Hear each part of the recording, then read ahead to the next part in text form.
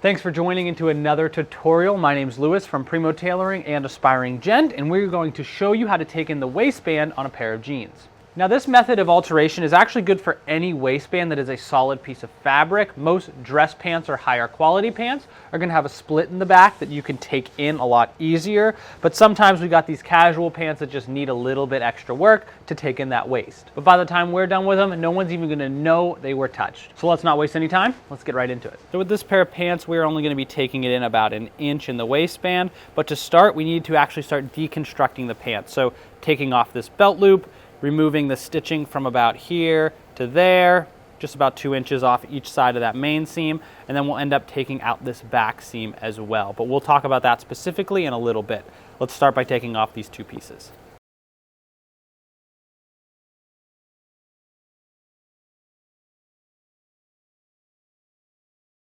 Now, if you're lucky, you'll have a chain stitch on the inside of the waistband that'll make this a lot easier. Most pairs of denim actually have this already, but if not, just go ahead and hand pick it. Now we also want to take out this top stitch here. Even though it's not holding anything, it will help the work go smoother. Another important step is knowing how far down on the seat you want to come. This is going to avoid any kind of puckering because you didn't take in enough, but also it becoming too tight in the seat because you took in too much. This is also super helpful with identifying how much of this stitching we want to take out. So for this pair, we're only going to be coming down around 5 inches, which now we're going to transfer that mark to the inside and start preparing the inside seam. Now for some pants, you don't have this double stitch here. You'll have just a straight seam, which then you can just follow my normal waist taking in tutorial and just creating a new seam. But if we're working with something like this, here's how I like to go about it. First, identifying where that edge is. You can kind of see where the fabric overlaps. You're going to take out the stitching on the part where it overlaps all the way to probably about an inch past where your mark is. And now instead of taking out this whole seam, we're only going to take out about 2 inches, an inch from either side of where our mark is.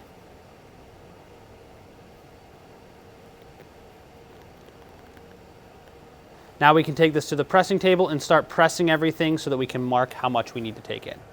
We know we want to take it in at around an inch. So the first thing to make sure that this doesn't look like it's been touched is identifying where the center is. So usually I do it by eyeing up where the belt loop is. So there's the stitching there, and then it goes into the center of the seam. And that's usually straight up the center for me.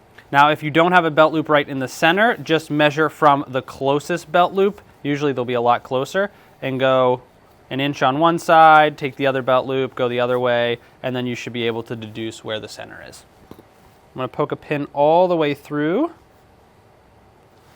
so that I can get the center on the other side too, making sure that they're even.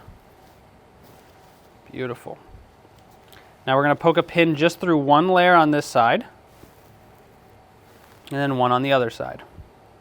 Flip that right side out, make sure everything's laid out flat, and then fold onto those pins. That is now your center. Just like that. You can add another pin, but what I like to do is pinch it, pull that pin out, pin on the exterior. That way it just keeps everything clean while you're sewing and cutting.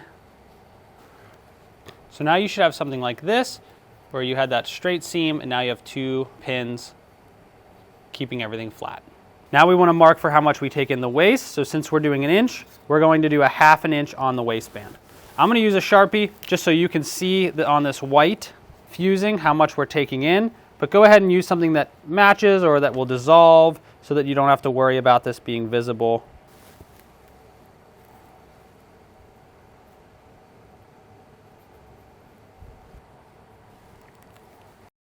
Now that part is ready for sewing, but let's move on to the seat. We want to take our new seam and taper it back into here.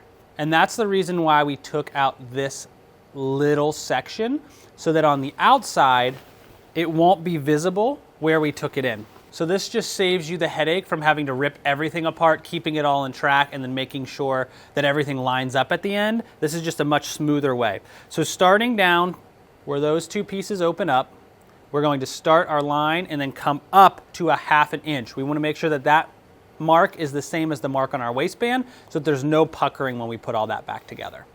So you just want to take that side that you took the stitching out of and press it flat.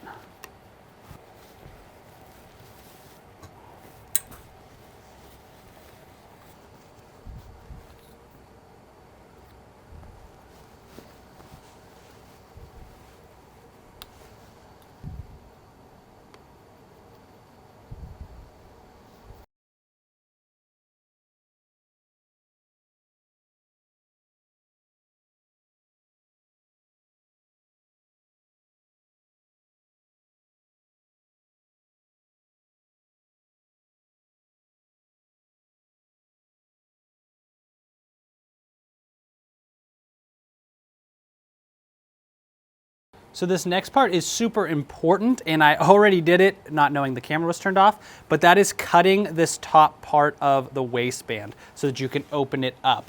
I don't like to cut it too short. I just put a slit in it so that way it can be let out at least up to about like a 1/2 inch if needed. But again, once you cut this, it will never go back to the original size, so just be aware of that. So now we're just gonna take this, press it all flat so that we can start putting everything back together.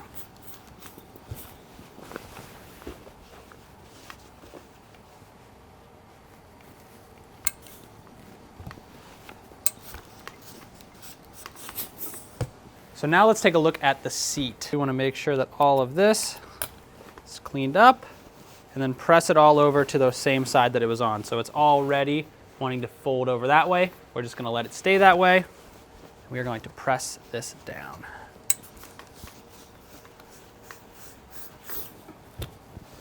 So now the last step for prepping is just now removing that last original seam that was there. So now at this stage, I like to keep all this extra material in here if I can. If you're taking in more than 1 inch, most likely you're gonna have to trim it down, but this will allow us to have as much flexibility in letting it out if we have to later on. So all I'm gonna do is fold this in to where that seam is, just like that. Taper it all the way down, and then fold that over on itself. So that way when we go and top stitch this, it'll keep everything locked in nicely. Now if this is your first time, obviously it helps a lot to start adding pins so that nothing comes unraveled while you start to sew. So now we've got this done, we've got the waistband done, we're going to reattach the belt loop, put it all back together on the machine. So the first thing we want to do on the seat of these pants is just recreate this top stitch. So I'm actually going to work from the inside first. So we have this about 1 inch back on where that stitching is. And our goal is to keep this foot lined up where this stitch is all the way down so that we get a nice uniform stitch on the outside.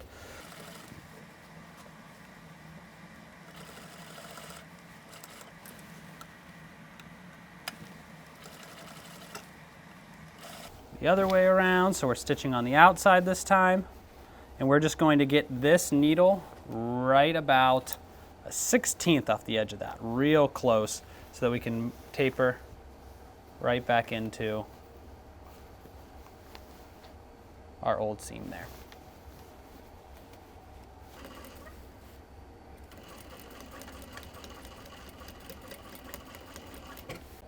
So now the next step, we're going to add this belt loop back on. So we're going to lay it right over the seam we just made. And we're just going to straight stitch at the very top.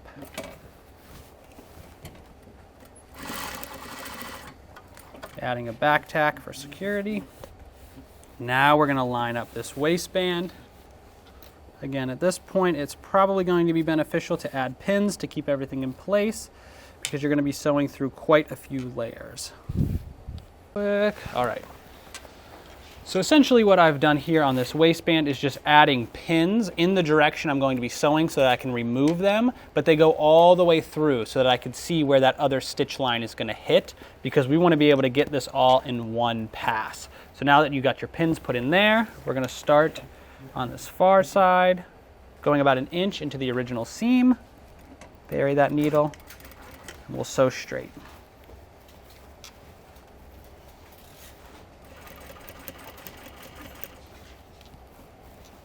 So So here we are, stitch coming across the bottom there, nice and clean through the front. So now we just want to go over and replace those other 2 rows of stitching and then attach the belt loop.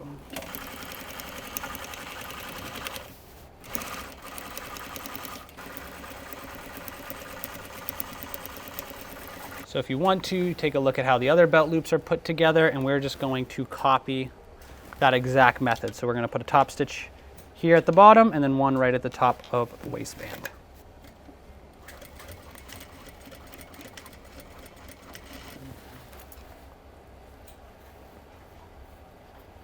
And this is our finished product. As you can see, it cleans up real nicely into that old seam. That belt loop hides the fact that there's now a seam underneath. Everything looks nice and clean. Now the one thing to keep in mind, this is just a solid pair of like 5-pocket chinos. When you're working with an actual pair of denim, one, the material is going to be a lot thicker, so it might require you to cut out more fabric, especially when going over this section. But also keep in mind that if it's heavily distressed, you are going to lose this distressing up through there. Now as you wear it and time goes on, that will start to kind of replace itself. But just keep in mind that that visual difference will be there unless you take in the whole seam down to the bottom, but just something to keep in mind. There is a way to keep this distressing if you're taking in like an inch or less, and that's just by kind of darting the fabric to hide underneath that seam, but that'll be for a different video at a different time. And it's as easy as that. You guys just took in a solid waistband. And if you found this useful, whether personally or for your business, please like, share, and subscribe because that does help us make more content like this. And if you have any questions, again, feel free to reach out to us in the comments or on any of our other social media platforms. We will do our best to get back to you. But thank you guys for watching, and I look forward to working with you in the next video.